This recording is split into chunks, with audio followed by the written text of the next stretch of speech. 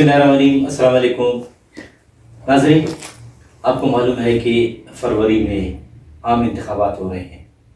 इन इंतखाबात के लिए हर तरफ मसरूफियात, गर्मा गर्मी या गहमा गहमी नज़र आ रही है और पार्टी लीडरान मुख्तलिफ़ इलाकों में जाकर शमूलियती प्रोग्रामों में शिरकत कर रहे हैं। लोग उन पार्टियों में शामिल हो रहे हैं और जो तारीख़ नज़दीक आ रही है तो ये गहमा गहमी और बढ़ेगी।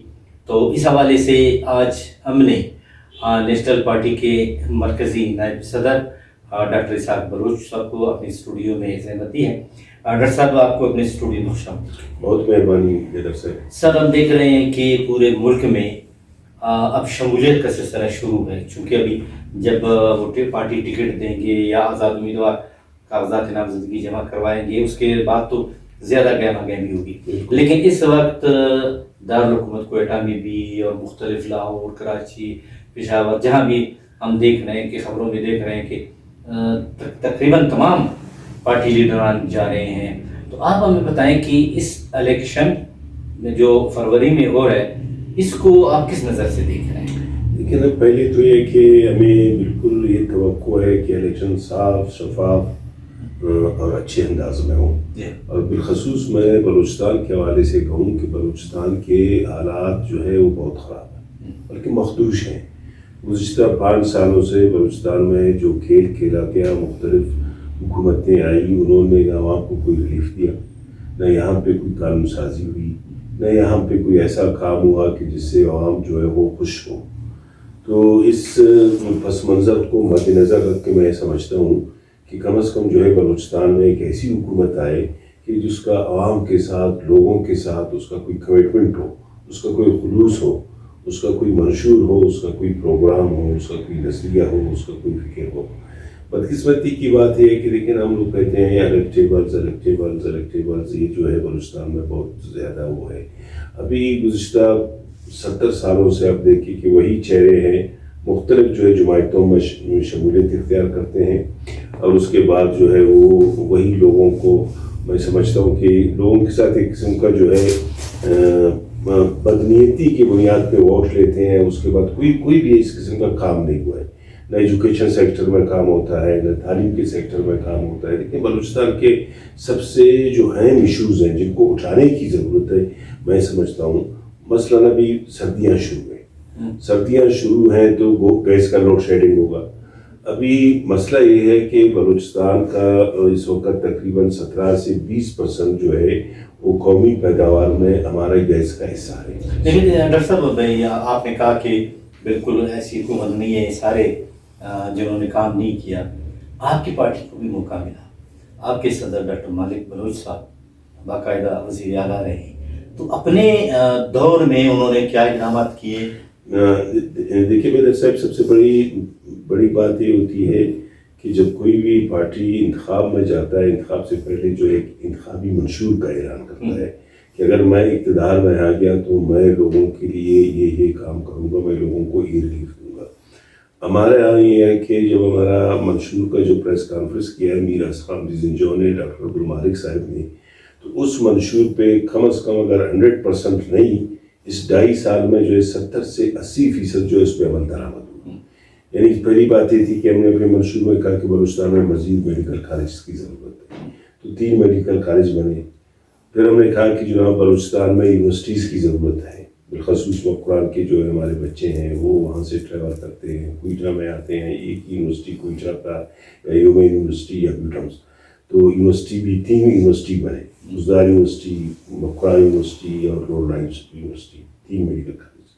दूसरा हमारे इंतखाबी मंशूर में ये था कि भाई हम हेल्थ में, सेहत में जो इस्लाह लाएंगे और उसका बजट कम है, उसको इन्हांस करने की ज़रूरत है, तो कम अज़ कम उसको 200% इसमें इजाफा किया गया। इसी तरह एजुकेशन के बजट में भी जो है कम अज़ कम जो है 200% इजाफा किया गया। ये थे।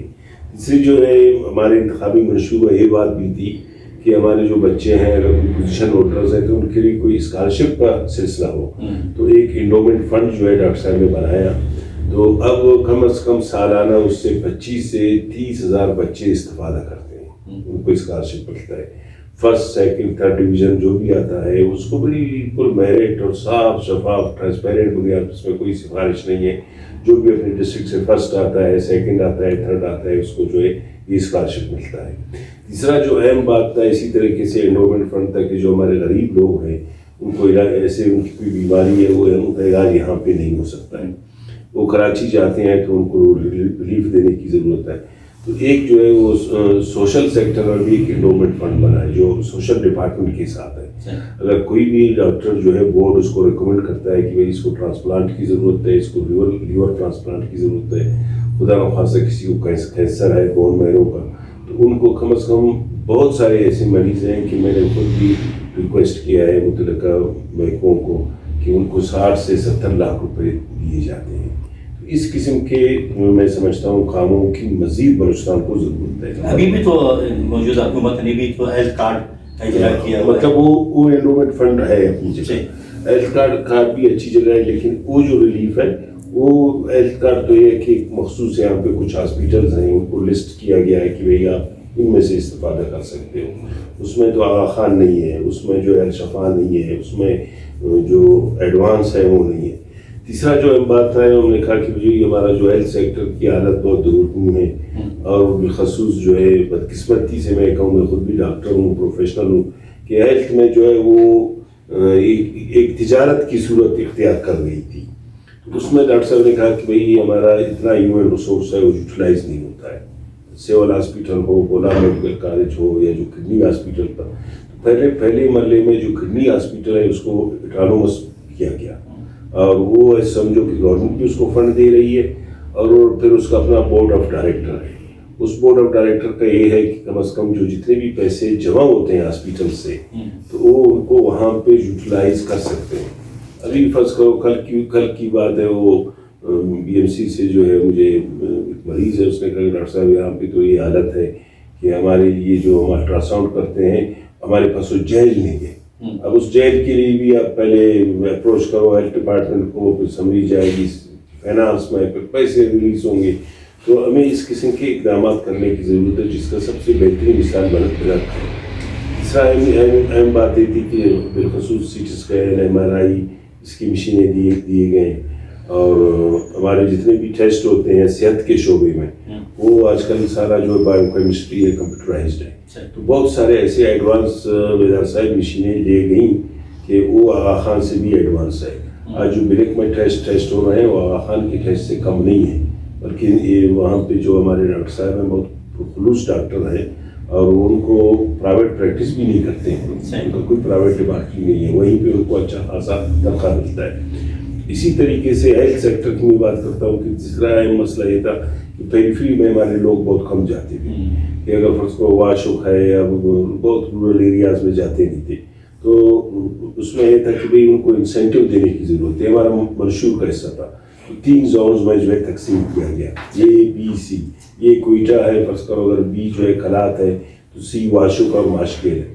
واشوک میں جو ڈاکٹر جاتا ہے تو جو ڈاکٹر یہاں پہ سروس کر رہا ہے کوئٹے میں، اس سے اس کو کم از کم 70-80 ہزار زیادہ تنخواہ ملتا ہے. ایک انسینٹیو انکریز اٹریکشن. تو مطلب بہت سارے ایسی باتیں تھیں وہ ہو گئی، اور میں نہیں سمجھتا ہوں کہ بلوچستان کے مسئلے بہت زیادہ ہیں. بلوچستان میں جو ہے خصوص ایجوکیشن میں ڈراپ آؤٹ بہت زیادہ ہے. اس میں یہ تھا کہ ایک اور پروگرام تھا جو نہیں ہو سکا، کہ ہمیں مختلف جگہوں پہ ایجوکیشن انکلیو بنانے ہیں. فرض کرو ان کی نشاندہی کرنے بھی، بیسیما ہے وہ جنکشن ہے، یہاں سے خاران ہے، وہاں سے پنجگور ہے، بیسیما ہے، ادھر سے واشوک ہے. آپ بیسیما میں بالکل یہ تو دور دراز علاقوں میں ہے، وہاں پہ صحت کے مسائل ہیں، پانی کا مسئلہ ہے، اور ایجوکیشن کی جیسے آپ نے بات کی. لیکن میں دیکھ رہا ہوں کہ کانفرنس پارٹیاں جو دعوے بھی کرتے ہیں وہ سب انہوں نے سر کیا ہے. پہلا وزیر اعلیٰ عطاءاللہ مینگل صاحب تھے، اس کے بعد جان صاحب آگے تھے، اختر مینگل نے بھی سر کیا، نواب ذوالفقار علی بکسی نے، اور اس کے بعد پھر جام کمال، ٹھیک ہے. اس میں سے پھر ڈاکٹر مالک صاحب آگے تھے. بعض نے واقعی کام کیے، بعض نے نہیں کیے.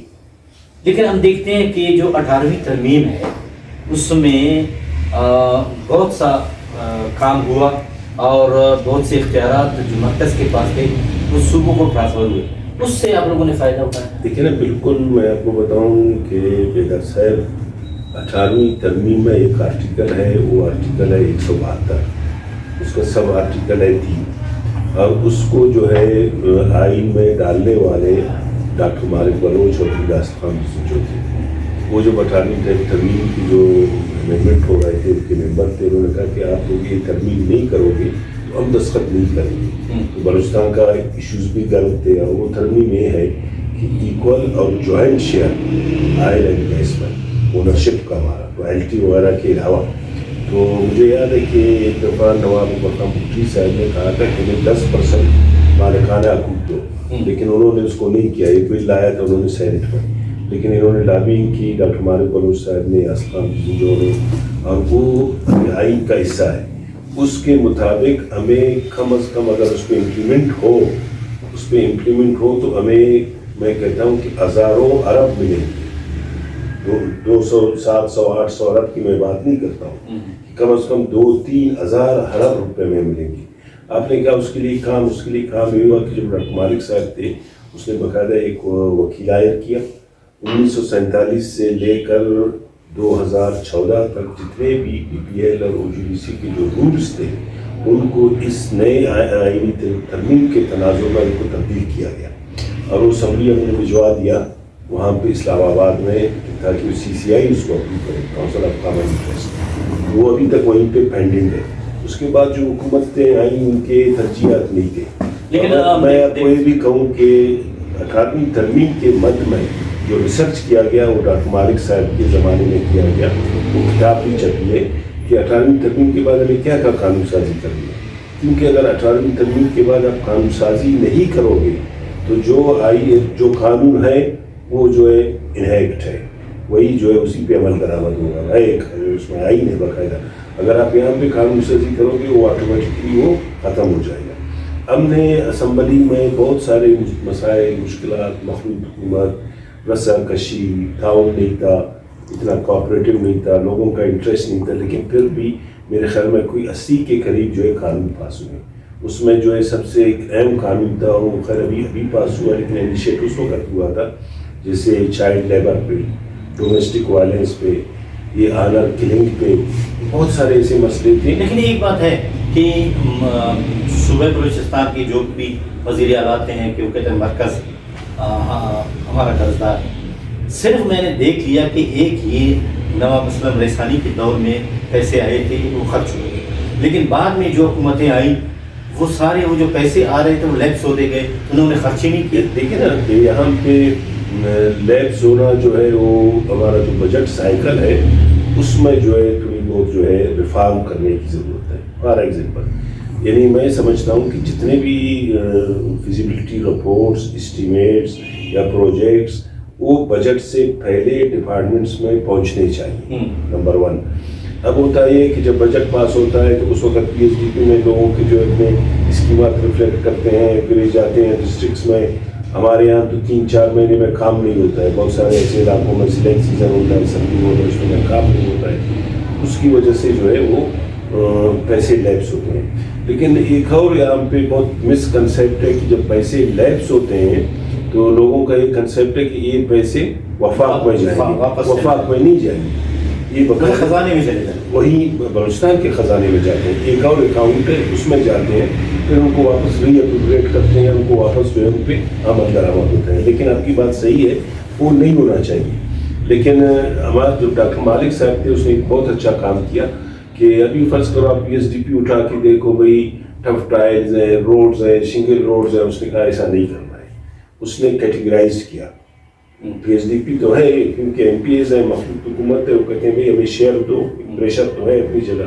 انہوں نے کہا کہ نہیں، اگر فرض کرو آپ کو جو پیسے ملتے ہیں ان میں سے آپ کو 20% جو ہے ہیلتھ سیکٹر میں دے رہے ہیں، 30% ایجوکیشن سیکٹر میں دے رہے ہیں، 20% پانی کے سہولیات میں، پانی کے فراہمی میں دینا ہے، اتنا آپ کو سوشل سیکٹر میں دینا ہے، اور اتنا آپ کو ایجوکیشن سیکٹر میں دینا ہے۔ وہ ایک بیلنس قسم کا تھوڑا بہت پی ایس ڈی پی تھا ایز کمپیئر ٹو پاسٹ۔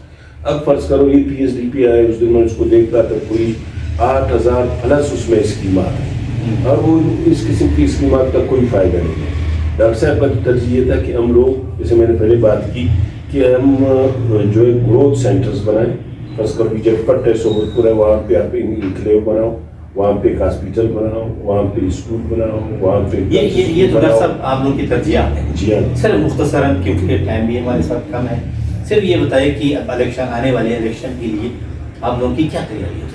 आने वाले इलेक्शन में मैं समझता हूँ कि अगर कैंपेन इस वक्त चला रही है कोई पार्टी, वो सिर्फ नेशनल पार्टी है, कोई और नहीं दिखता है। जैसे आप हमारे पंजगुर का इलाके में कल नवाज शरीफ साहब इधर आए थे, आज भी यहीं पे है। मतलब हम तो 5 साल से लगे हुए हैं, हम तो 5 साल से लगे हुए हैं अपनी तरजीह को। हमारा सबसे बड़ी तरजीह है फिर साहब कि हम एक अच्छी पार्टी बनाएं। जब अच्छी पार्टी बनेगी, जैसे आपने नैब का मिसाल दिया, देखिए अगर कांग्रेसों की सही हुकूमत रही है, मैं नहीं कहता हूँ कि अगर एक अताउल्लाह मेंगल साहब के ज़माने में जो नैब की हुकूमत थी, उनका बजट था टोटल जो है कोई 16 से 20 करोड़ था। उस 16 से 20 करोड़ में भी उन्होंने काम किए इसकी माध्यम। उन्होंने कहा, उन्होंने कहा पहली तरजीह पानी की फराहमी है, लेकिन उसमें महंगाई तो नहीं थी। अब तो महंगाई बात है, लेकिन उनके तरजीहात थे। तो कोई भी जो पार्टी आती है वो अपने तरजीहात तय करे, एक मंशूर करे। और जब आप मंशूर का ऐलान करते हो तो मंशूर का मतलब ये है वो अवाम के साथ एक मुआहदा है आपका, एक एग्रीमेंट है आपका। मंशूर का मतलब ये नहीं है कि मंशूर का आपने प्रेस कॉन्फ्रेंस कर लिया, छाप लिया और इंतखाबात के बाद आपने मंशूर को एक तरफ रखा।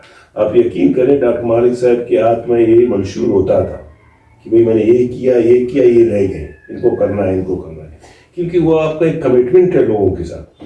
जब आप मंशूर का ऐलान करते हो तो लोग उस मंशूर की बुनियाद पे आपको वोट देते हैं।